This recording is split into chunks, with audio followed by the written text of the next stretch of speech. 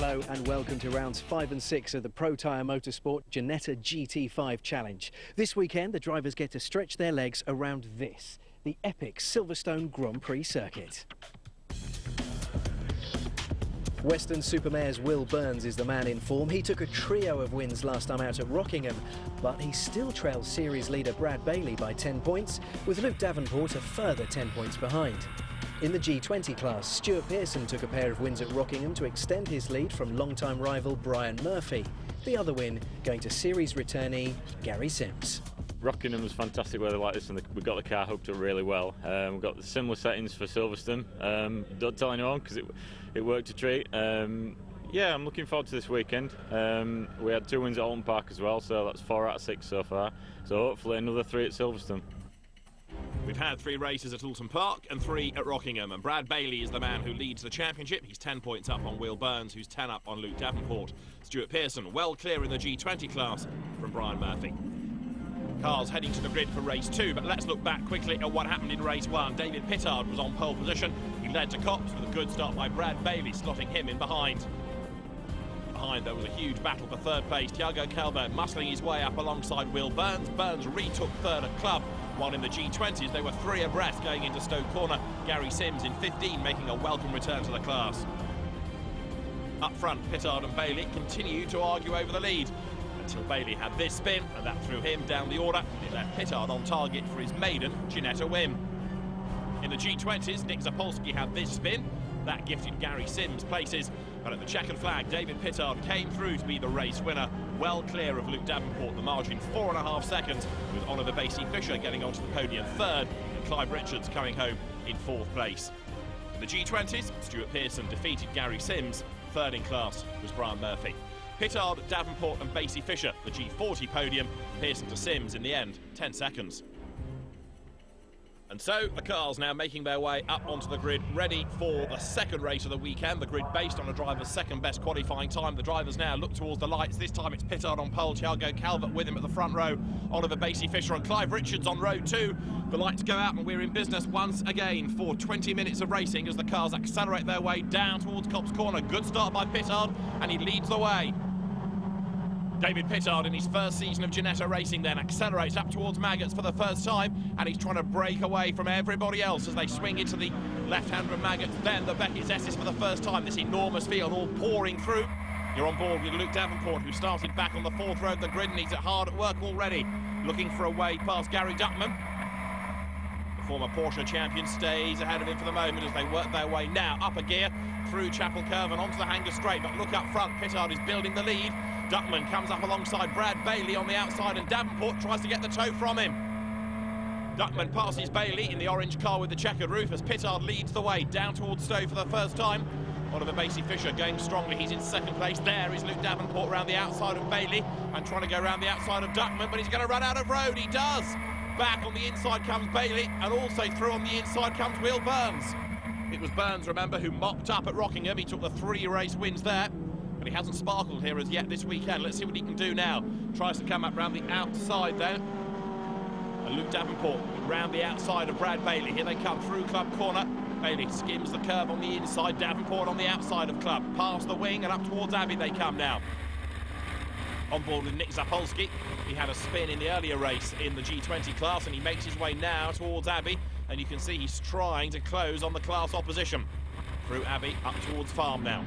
Leader is still David Pittard, and he's trying to break away from the rest of them as Will Burns makes a move successfully on the inside of Gary Duckman. Takes the place back again, going up towards Village, so Will Burns in a bit of a hurry. He was on the podium at Alton Park when he had 3 wins at Rockingham, and now Bailey challenging Luke Davenport. Winners both. Bailey 2 wins at Alton, Davenport 1 win. But here they're quite a long way down the order relative to their early season pace. It's the 3rd weekend of the championship for the competitors in the Protyre Motorsport Ginetta GT5 Challenge as Davenport tries the outside line here, diving down towards Brooklands. Is that going to work? Not there, but if he can stay on that line, he'll have the inside going up towards Luffield, a wheel over the dirt, and he does go through up on the inside line then. Clever driving by Davenport. It was a long move that to make the play stick, but he has done so, or has he? Because now coming through Woodcote, Bailey fights back on the inside. He's looking to retake the place as over the line there. Look goes Brian Murphy. He's one of the leading drivers within the G20 class, and he's got Jason Kenny, the Olympic cyclist, right up behind him. They're going through in 12 is Matt Flowers, reigning G20 champion, coming to the G40 class for this weekend. Now Brad Bailey is, let's see, ahead of Luke Davenport once again as they come through Maggot, so he was able to retake the place going through Woodcote. And Luke Davenport, after all the hard work, has got to try that yet again. A replay of the start on board with Nick Zapolski. He accelerates away from the line. Up through the gears. A slow starting Callum Poynton to the left. He is sorted out, going down towards Copse, but on the inside line, look, Zapolski in danger of losing a place. He's braving it out with Poynton on the outside line. They all squeeze round Copse for the first time. And this, back to the race, is coming up towards Village, where Gary Duckman is in a real hurry, moving himself ahead of Tiago Calvet. The Brazilian, who qualified second for this race, as he did for race 1, is now dropping down the order.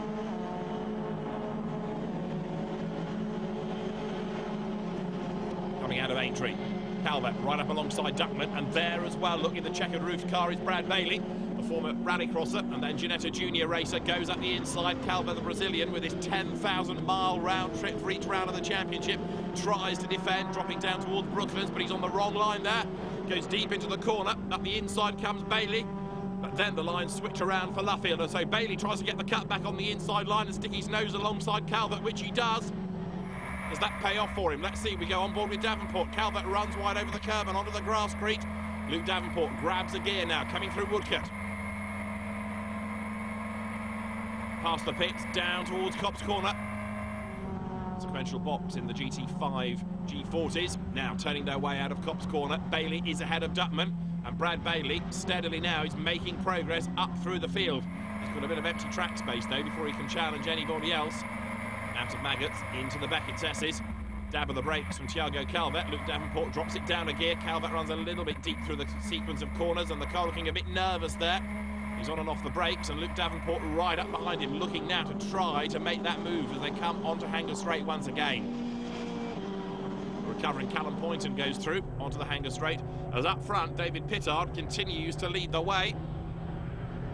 Challenge being made by Clive Richards here against Oliver Basey-Fisher. This is for second. Oliver Basey-Fisher in the Academy Motorsport car. Keep Clive Richards, the tree surgeon at bay, and back on board with Davenport.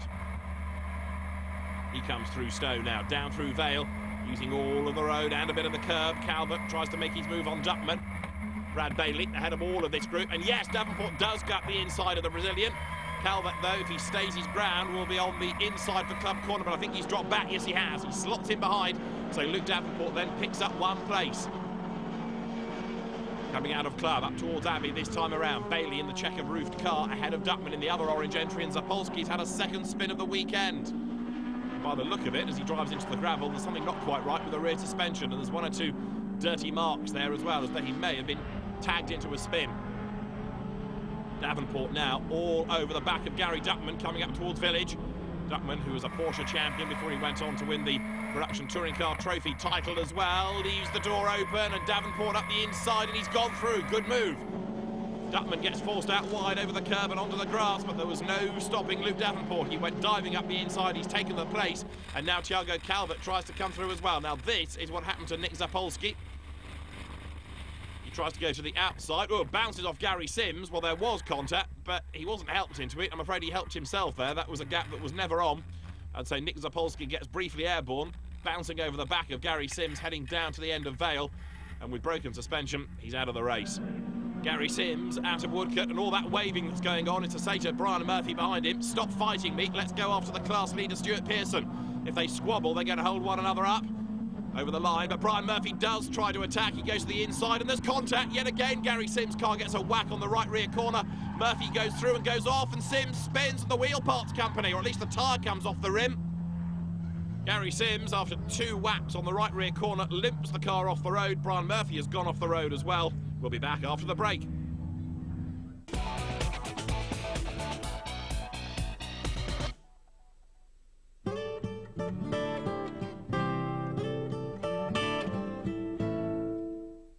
Let us entertain you at Butlins with a 3-night weekend break from just £69 a person. Book now at butlins.com or call 0800 222 555.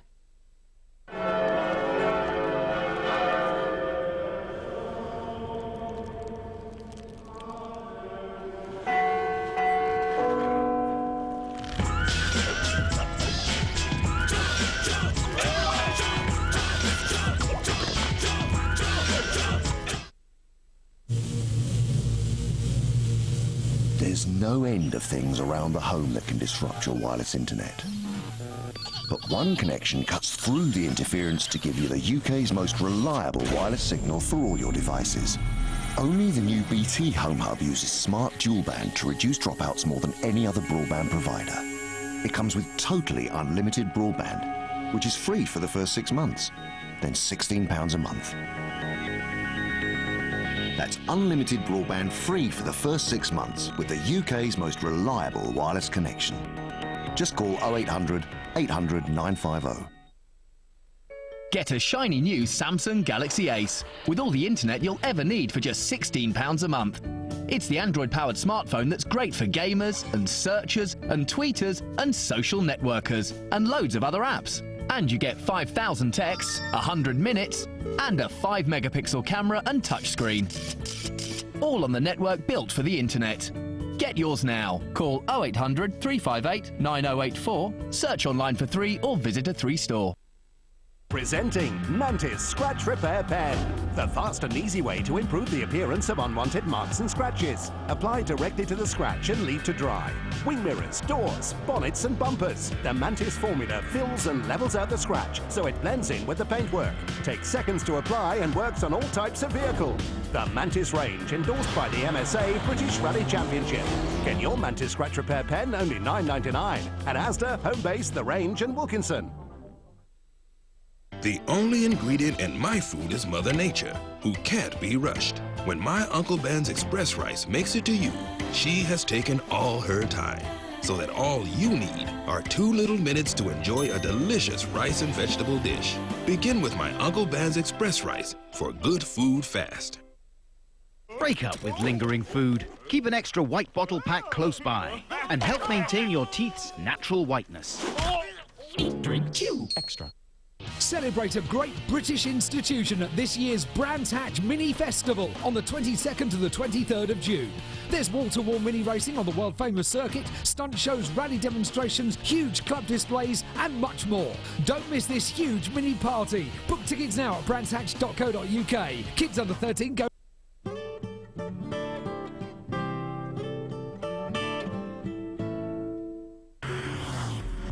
The Sirocco Cup shares the same timetable as DTM does, which enables some drivers to try their skill set out against the German hotshots. Today's stars and veterans alike. Whatever the case, it's always a tremendous spectacle. The Spielberg Races, Saturday, June the 8th at 7:25 p.m. We're heading over to Ernay for the French leg of the Motocross World Championship. Expectations are high for the local talent, like Gauthier Paulin in the MX1 category, or Jordi Tixier in MX2. How are they going to fare against the stars like Cairoli or Hurlings? The MX World Championship in Ernay, live, Sunday, June the 9th on Motors TV.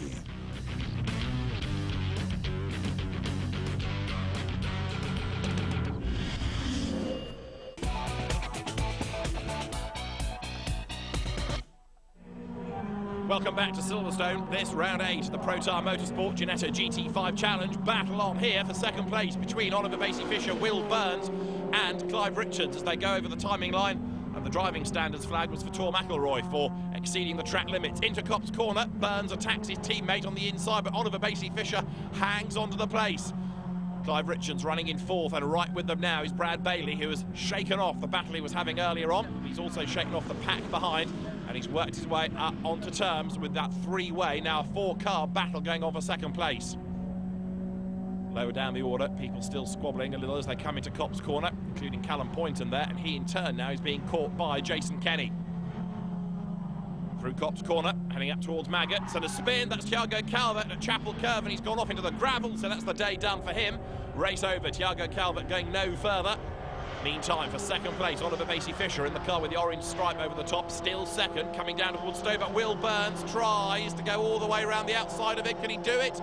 Not there, he can't, but he's going to try to stay up alongside Oliver Basey-Fisher now, going down towards Vale.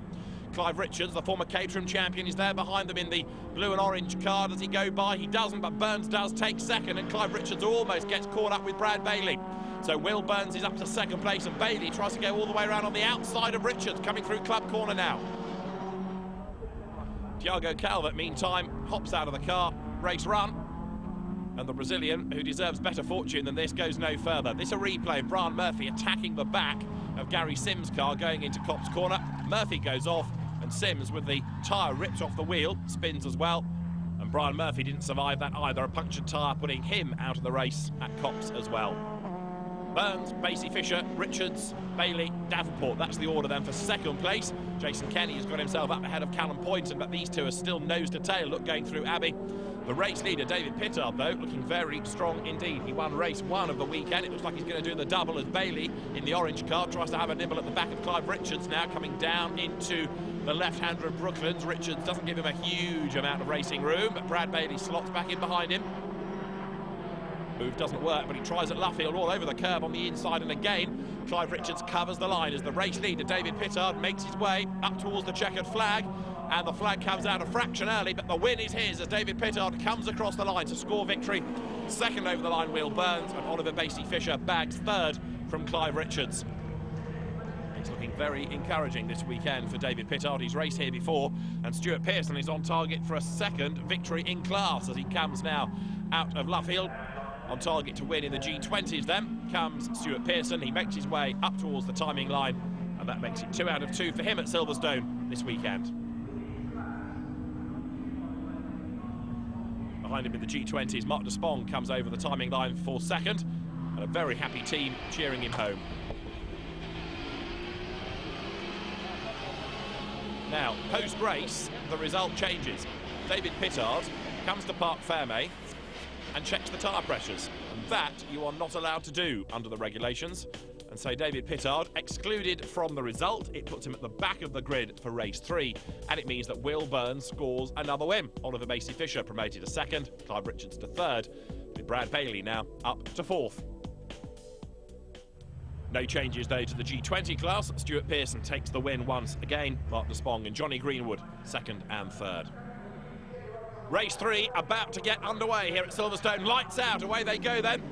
Down towards Copse Corner. This a 15-minute race, and let's see what progress David Pittard can make up from the back of the grid. Will Burns then from pole position leads the way into Copse Corner. Burns versus Basie Fisher from the front of the grid as they turn their way now up towards Maggots, but a good start also by Clive Richards, and on board with Luke Davenport then as he tries to gain further ground on this opening lap of the race. Brad Bailey just up ahead of him. Into Beckett's they go. Now this is Thiago Calvert from near the back of the grid because he spun into the gravel in race 2. And is that Clive Richards in strife already, going straight across in the middle of Beckett's? It is, and he gets back onto the circuit. But Clive Richards then loses places as Luke Davenport's bonnet's trying to open itself, coming onto the hanger straight. That is going to seriously impede the pace of the car. And there's somebody with smoke. It's Davenport's car then, because there's obviously been contact. Bodywork fouls against tyre. How's all that come about? Meantime, the leaders are at Stowe Corner for the first time. Burns leading the way. Trying to make progress there in 42 is Tor McElroy, who gets himself up ahead of Ben Highland, the former Lotus racer. And this is Luke Davenport, who looks like he's going to have to park it. Luke Davenport parks the car by the side of the road, and with damage, he's going no further. On board now with Thiago Calvert. He's got a very busy G20 scene ahead of him. Whoops, and spinning G40s as well. Was that Richards? I think it may have been. G20s to the left, G20s to the right. Brian Murphy getting himself off the grass. Well, Luke Davenport's race is run, and he's a very frustrated, understandably so, driver.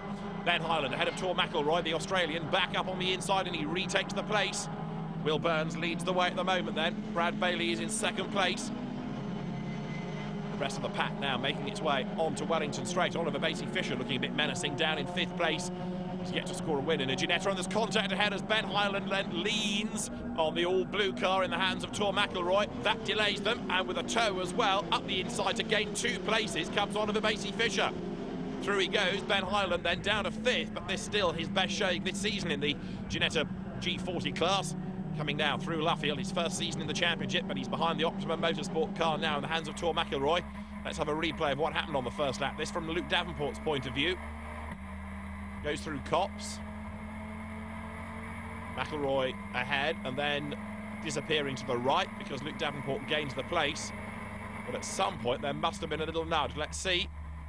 McElroy dives up the inside. Davenport hits the back of Clive Richards, and that is what did all the damage, not just to his car, but also to Clive Richards as well. And then down at Brooklands, Richards trying to recover, goes up the inside of the G20, which in turn gets hit by Nick Zapolsky in his borrowed car, the ex-Sims car, and it's Darren DeMattia that gets turned around into the spin.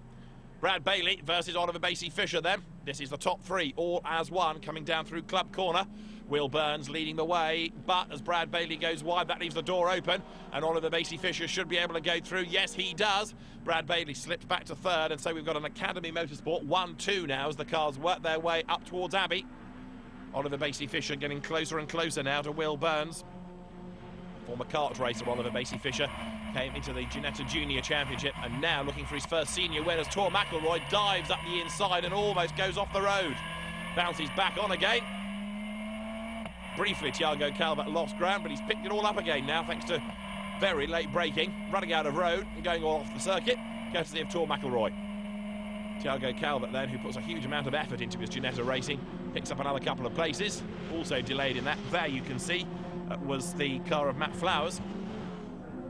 For the race lead, they're side by side coming now down towards Brooklands. On the inside line, Oliver Basey-Fisher is going to go through. He moves ahead of his teammate. Will Burns slips back into second place. Brad Bailey there in third. Heading now up towards Luffield, then comes the top two. And Brad Bailey sitting right on the back of them. Now, what can he do to try to gain another victory? He's taken 2 this year already. Coming then now through Woodcote. Will Burns has had the most wins to his name, now 4, but is Oliver Basey-Fisher going to score a maiden victory? Won't be easy to hang on in there. 15 minutes of racing. Thiago Calvet, meantime, is hard at work, and David Pittard is still working his way up the order as well. Pittard, the way that he's going, might even break onto the podium yet. Clive Richards turns his way through Woodcote Corner. And this, the race lead battle, and Oliver Basey-Fisher is ahead of Will Burns, but he can't shake him off. He's going to have to make that a very wide car.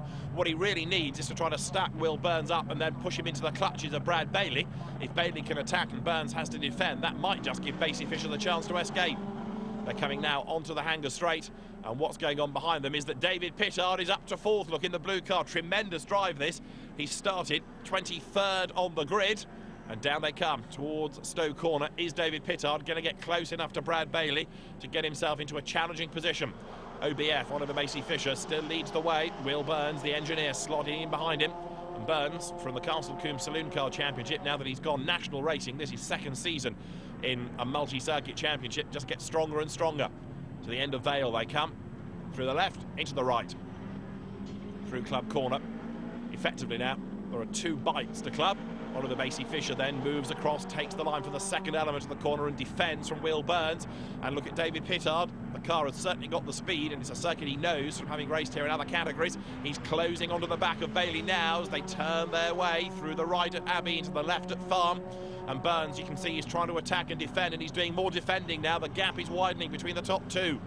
Basey-Fisher edging away from Burns, who breaks late, takes a tighter line going into Village and arrives right up the inside then. Oliver Basey-Fisher on the wrong line has wasted a bit of time, bit of momentum as well. He goes wide now, and coming into Aintree, Will Burns up the inside for the race lead, and he's ahead, and he's done it. Brad Bailey comes back at the pair of them. In the space of a corner, it can all change, and now look, David Pittard is getting closer and closer and closer. Are we going to get one more lap out of this? Let's see. The checkered flag is being made ready. Down they come towards Brooklands. Brad Bailey on the outside line. David Pittard is almost there, but I think he's going to run out of time. Oliver Basey-Fisher is back in front then, using the slipstream to his effect, coming down towards Brooklands. Oliver Basey-Fisher is up front. The checkered flag about to be waved, and so Oliver Basey-Fisher is on target for a maiden win in the Ginetta Championship. He comes up towards Woodcote Corner, he comes up towards the checkered flag, and Oliver Basey-Fisher wins at Silverstone. 2nd over the timing line is Will Burns, 3rd is Brad Bailey, and David Pittard comes through in 4th place, and he misses out on the podium by just 7/10 of a second. This is Thiago Calvet, who's on target for 9th, and he too has put in a great drive up from the 11th row of the grid. So Oliver Basey-Fisher scores a maiden victory in the Ginetta GT5 Challenge, and a very well-deserved one indeed. And Stuart Pearson is going to make it 3 out of 3 this weekend in the G20s. He had that prize drive G40 part season last year, but he never really adapted to the cars as well as a G20. He's always been one of the benchmark drivers in a G20 over the last couple of seasons, and once again he proves to be irresistible here, because nobody can deny him a 3rd win of the weekend. Brian Murphy will chase him home for 2nd place. There he is in the background, Mark de Spong set for 3rd place. Confirmation of the results, it's Pearson from Murphy in the G20s, but in the G40 class, Oliver Basie-Fisher defeats Will Burns for his first win. It's my first ever sort of national win in any kind of racing, so it's a monumental day for me. It was an incredible race. I actually missed the start, I didn't see the lights go off, so dropped back to about 5th or 6th in the end there.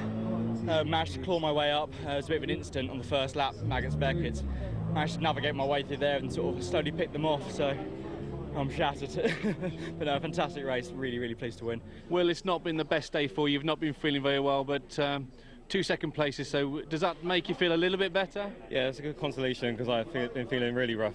I would have settled for like a top 10 at least, so that's a really good result for me. A huge thanks to Academy Motorsport, especially getting a 1-2 at the end. Ollie was absolutely flying on that last one, so I'm just really relieved just to get a second, so it's good points all in the championship. I think Ollie and Will definitely pushed me hard, and I just didn't quite have the pace to keep with them really, but yeah, I think we could have probably won it, but it didn't quite happen. So, in the championship, Will Burns continues to look very strong indeed. His advantage increases over Brad Bailey. Luke Davenport is currently 3rd, ahead of Pittard, Richards and Oliver Basie-Fisher. Stuart, well done. 3 out of 3, yeah, that's a great big smile you've got there. It doesn't get any better than that, to be honest. Today's a long day, you know, the first race at 10:30, the last race at 5 o'clock. It's a long time to stay switched on, so it's only a 15-minute race, but it all goes mad in the last 15 minutes. So there's 3 or 4 of the G40s off at the start. I thought, oh no, here we go. So picked my way through, nice and steady. Got a gap, kept it there, and just a case of bringing it home. That's how you win races, just consistency. Stuart Pearson's great season continues in the G20 class. He is now well clear of Brian Murphy, with Johnny Greenwood 3rd ahead of Mark Despong. Then it's David Patterson and Darren DeMattia. Congratulations to Oliver Basie-Fisher there for his first ever win in a Ginetta. What a lovely way to finish his weekend here at Silverstone. So where next for the Ginettas? Well, they're heading across to Norfolk and Snetterton. We'll see you there.